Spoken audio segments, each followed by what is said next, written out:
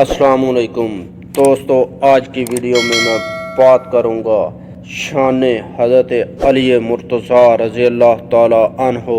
سامعین، آپ رضی اللہ تعالیٰ عنہ نبی اکرم صلی اللہ علیہ وآلہ وسلم کے چچا زاد، داماد، اسلام کے چوتھے خلیفہ، بچوں میں سب سے پہلے اسلام لانے والے، سابقین اولین اور عشرہ مبشرہ میں شامل، علم کے دروازے، نہایت ہی بہادر اور صاحب ذوالفقار تھے۔ آپ رضی اللہ تعالیٰ عنہ کے در سے کوئی سائل خالی نہ جاتا۔ آپ رضی اللہ تعالیٰ عنہ نے کبھی کسی بت یا مورتی کو سجدہ نہیں کیا۔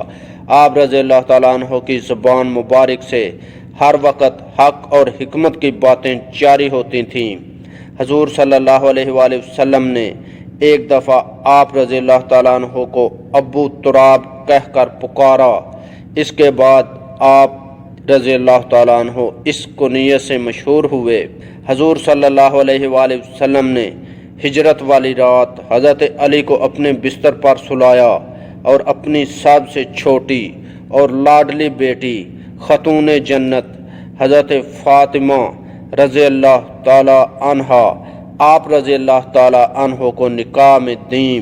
آپ رضی اللہ تعالیٰ عنہ حضور صلی اللہ علیہ وآلہ وسلم کے ساتھ غزوات میں شریک ہوتے تھے۔ جنگ بدر میں ولید اور جنگ خیبر میں مرہب آپ رضی اللہ تعالیٰ عنہ ہی کے ہاتھوں مارے گئے۔ آپ رضی اللہ تعالیٰ عنہ نے کوفہ کو اپنا دارالخلافہ بنایا اور اس دور یعنی 656 سے 661 میں کئی خانہ جنگیاں دیکھیں۔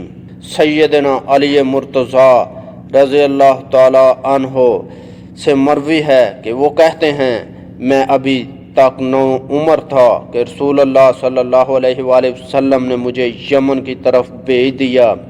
میں نے عرض کیا، آپ صلی اللہ علیہ وآلہ وسلم مجھے ایسے لوگوں کی طرف روانہ کر رہے ہیں جن کے مابین جھگڑے ہوں گے اور میں تو فیصلے کرنے کا علم نہیں رکھتا۔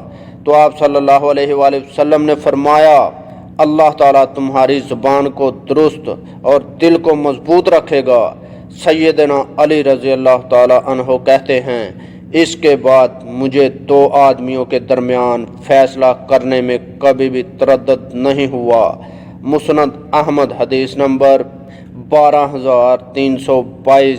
سامعین، ابو حازم نے کہا، مجھے حضرت سہیل بن سعد رضی اللہ تعالیٰ عنہ نے بتایا کہ خیبر کے دن رسول اللہ صلی اللہ علیہ وآلہ وسلم نے فرمایا، میں جھنڈا اس کو دوں گا جس کے ہاتھ پر اللہ تعالیٰ خیبر فتح کرائے گا۔ وہ اللہ اور اس کے رسول سے محبت کرتا ہے اور اللہ اور اس کا رسول اس سے محبت کرتے ہیں۔ حضرت سہیل رضی اللہ تعالیٰ عنہ نے کہا، پھر صحابہ نے یہی کھوجتے سوچتے باتیں کرتے رات گزاری کہ جھنڈا کس کو عطا ہوگا۔ جب صبح ہوئی تو سویرے سویرے تمام لوگ رسول اللہ صلی اللہ علیہ وآلہ وسلم کے سامنے پہنچ گئے۔ ہر کسی کو یہ امید تھی کہ جھنڈا اسے ملے گا۔ تو رسول اللہ صلی اللہ علیہ وآلہ وسلم نے فرمایا، علی بن ابی طالب کہاں ہے؟ لوگوں نے عرض کی، اللہ کے رسول صلی اللہ علیہ وآلہ وسلم وہ آنکھوں کے مرض میں مبتلا ہیں۔ تو آپ صلی اللہ علیہ وآلہ وسلم نے فرمایا، اسے لانے کے لیے کسی کو بھیجو۔ انہیں لایا گیا تو آپ صلی اللہ علیہ وآلہ وسلم نے ان کی آنکھوں میں اپنا لعاب دہن لگایا اور ان کے لیے دعا کی تو وہ اس طرح ٹھیک ہو گئے جیسے انہیں بیماری تھی ہی نہیں۔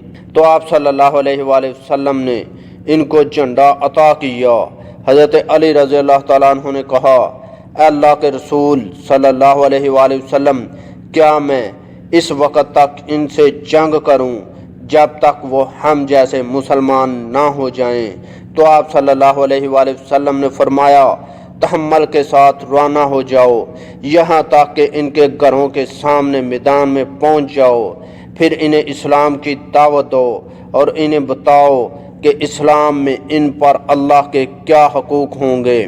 اللہ کی قسم، اللہ ایک انسان کو بھی تمہاری وجہ سے ہدایت عطا کر دے تو یہ تمہارے لیے اس سے زیادہ اچھا ہوگا کہ دنیا کا بہترین مال یعنی سرخ اونٹ تمہیں مل جائے۔ صحیح مسلم حدیث نمبر 6223۔ نبی اکرم صلی اللہ علیہ وآلہ وسلم نے علی رضی اللہ تعالی عنہ سے فرمایا، تم میرے لیے ایسے ہی ہو جیسے ہارون موسیٰ کے لیے تھے، البتہ اتنی بات ضرور ہے کہ میرے بعد کوئی نبی نہیں۔ ترمذی شریف حدیث نمبر 3730۔ علی رضی اللہ تعالیٰ عنہ کہتے ہیں کہ نبی امی صلی اللہ علیہ وآلہ وسلم نے مجھ سے فرمایا، تم سے صرف مومن ہی محبت کرتا ہے اور منافق ہی بغض رکھتا ہے۔ ترمذی شریف حدیث نمبر 3736۔ دوستو، امید کرتا ہوں آپ کو میری یہ ویڈیو پسند آئی ہوگی۔